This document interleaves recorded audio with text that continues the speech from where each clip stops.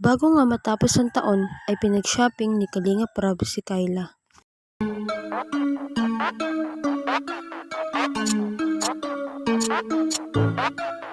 Sukidesu. Pinuntahan nga nila Kuya Rab si Kyla. Nanooy hindi niya alam na aalis pala sila dahil ang alam lang nito ay tutungo sila Kuya Rab doon.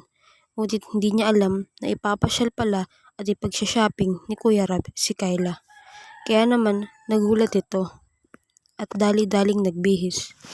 At bago magbihis ay pinagmerienda muna ni Kyla sila Kuya Rab ng sapin-sapin na ikinatuwa naman ni Kuya Rab dahil naghanda pa si Kyla para sa kanila.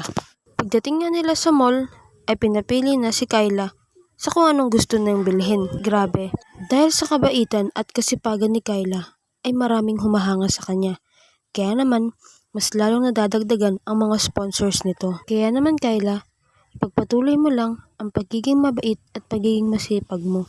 Huwag kang magbabago dahil mas marami pang taong tutulong at magmamahal sa iyo. Nagpasalamat naman si Kyla sa natanggap niyang blessing. Maraming salamat po sa panonood at pakikinig. Please do not forget to like, leave a comment, share, and subscribe po sa aking munting YouTube channel. Maraming salamat po. God bless us all.